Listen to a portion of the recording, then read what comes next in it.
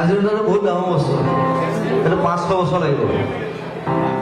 স্বাধীনতাৰে বুজিৰতে 500 বছৰ গ'ল, বিষ্ণু জ্যোতিৰ জোনাকীৰ যে এতিয়াও নহ'ল।